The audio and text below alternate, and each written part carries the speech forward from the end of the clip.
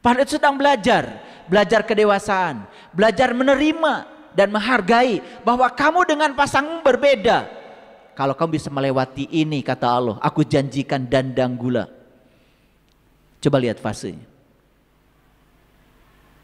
Masku Mambang, Mijil, Sinom, Kinanti, Asmarandana, Gambuh, dandang gula.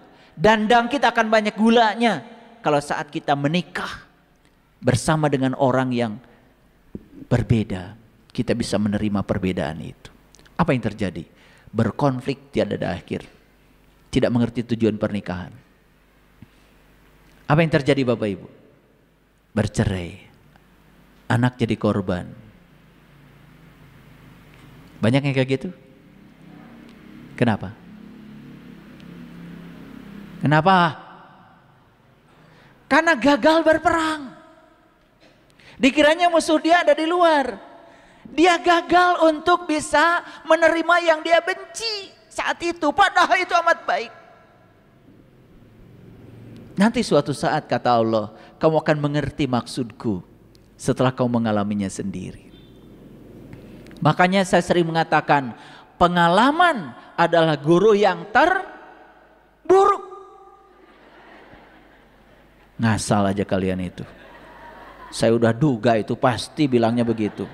Makanya nggak saya selesaikan. Udah diduga pasti otaknya begitu. Pengalaman itu guru yang paling buruk. Kenapa? Karena pengalaman itu ujian dulu, baru belajar. Kalau di sekolah kan belajar dulu baru ujian. Betul nggak? Iya. Mana yang belajar yang asli, di sekolah atau di kehidupan? Jadi kalian jangan bangga S1, S2, S3 sampai S teler. Jangan bangga. Di sana itu bohong-bohongan. Satu semester diajarin dulu, baru akhir semester diuji yang diajarin. Hanya ulangan sebetulnya. Mengulang-ulang yang sudah dikatakan di kelas gitu aja kok. IPK dibangga-banggakan. Hidup itu tidak pakai IPK. Hidup itu pakai keterampilan hidup. Keterampilan hidup itu ada 3. Keterampilan berpikir di sini nih. Keterampilan sikap dan keterampilan motorik. IPK setinggi apapun kalau tidak punya keterampilan yang 3 itu, mampus hidupnya. Cari kerja juga susah. Gak bisa apa-apa. Jadi pengalaman guru yang baru tahu. Kenapa? Karena pengalaman itu ngajarin ujiannya dulu di depan. Setelah diuji baru belajar maksudnya apa, pesannya apa. Beda dengan di sekolah. Belajar dulu baru ujian. Kalau pengalaman kan ujian dulu baru belajar. Makanya guru yang paling buruk. Kenapa? Belum apa-apa sudah dikasih ujian. Betul nggak? Habis ujian baru belajar pesannya apa. Begitu. Ngikut-ngikut aja kalau kalian. Karena peribahasanya dari dulu begitu katanya. Pengalaman adalah guru yang terbaik. Salah itu. Pengalaman itu guru yang paling buruk. Paham sampai sini? Beda ya kalau ngaji sama saya. Beda apa enggak? Ya biar sekali-kali mikir kalian itu. Ini otaknya kayaknya kalau dijual paling mahal ini. Masih utuh belum pernah dipakai mikir. Jadi udah tahu perang itu apa? Perang itu ada 2. 1, belajar menerima yang kita benci karena itu baik. Belajar melepaskan yang kita suka karena siapa tahu itu buruk. Jadi selama ini Bapak Ibu hidupnya seperti apa? Belajar melepaskan yang kita benci. Belajar menerima yang kita suka. Gak perlu belajar. Ada kejadian yang kita suka, gak perlu belajar, pasti diterima. Ada kejadian yang tidak suka, gak perlu belajar, pasti ditolak kok. Betul apa tidak? Jadi sekarang sudah jelas perang itu yang paling berat adalah itu. Bayangkan ya, kita harus menerima yang kita benci.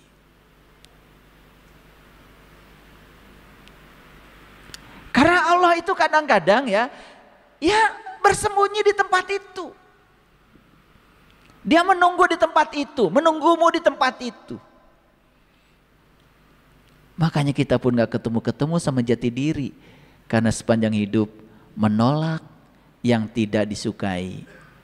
Hanya siap menerima yang kita sukai. Makanya orang kayak gitu hidupnya hanya menendang dan mencengkram.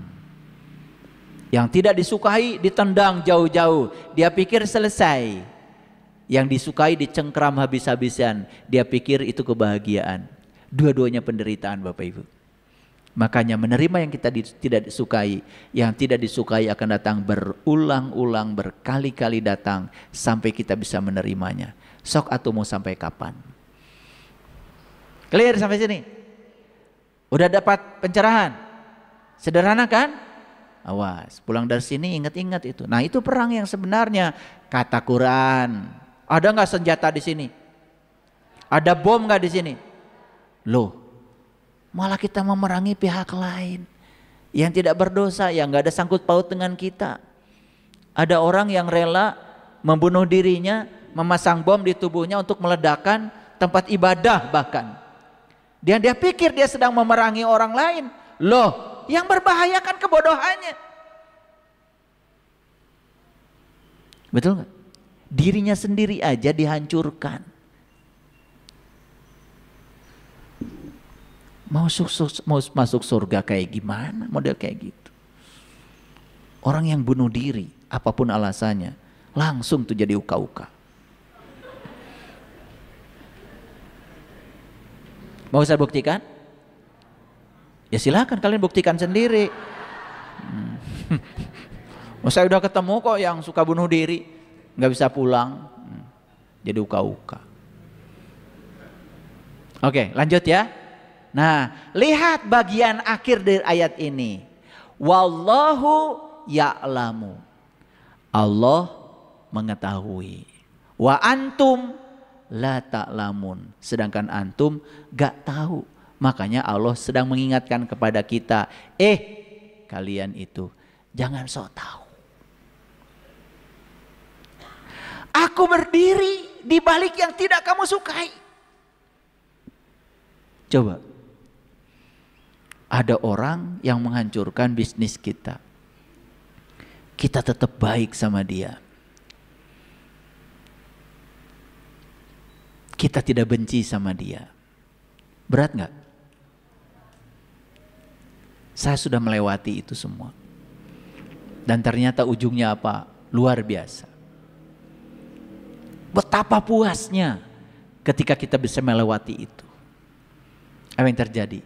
Bahkan orang yang dulu sangat benci sama kita, karena kita tetap baik sama dia, dia berubah jauh lebih mencintai kita.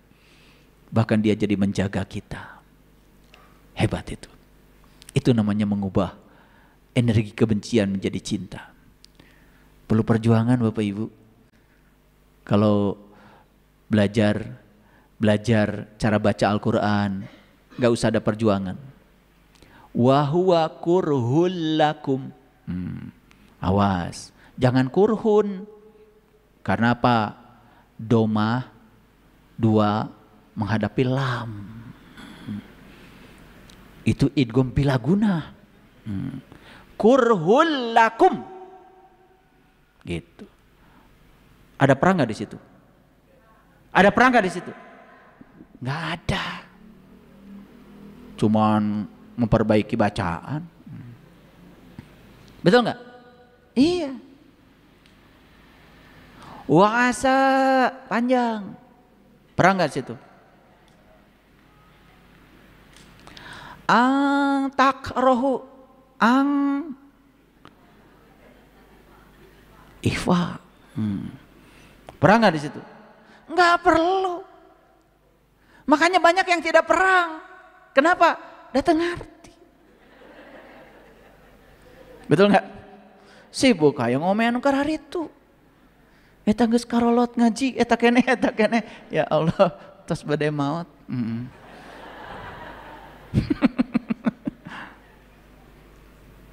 Sementara esensi ayat ini nggak pernah dibahas. Betul nggak? Mungkin kaget Bapak Ibu, oh itu perang. Luar biasa. Ternyata perang yang sebenarnya menurut Quran adalah belajar menerima yang kita benci. Karena menurut Allah itu baik. Belajar menerima yang kita suka. Belajar melepas yang kita suka. Karena itu amat buruk bagi kita. Karena di ayat ini Allah mengatakan, wallahu ya'lamu, Allah mengetahui. Wa antum, ente, kalian, la ta'lamun, gak tahu. Kenapa? Sudut pandang kita, cara kita memandang sempit, sedangkan sudut pandang Allah luas. Bapak Ibu, pernah gak Bapak Ibu punya cerita? Oh dulu saya mengalami berbagai kesulitan. Betul gak? Tapi akhirnya saya bisa sampai di titik ini. Karena saya pada saat itu walaupun berat, perlahan menerima itu semua dengan tulus. Merasa puas gak Bapak Ibu? Itu perang. Itu perang. Menang itu. Kita bukan menang karena mengalahkan orang lain. Menang karena kita sukses mengalahkan diri kita sendiri. Kalau semua orang ngajinya model kayak gini, damai alam semesta ini. Ini malah perang. Ada orang jualan bulan Ramadan, hancurkan. Aduh. Kan batu nafsi-nafsi.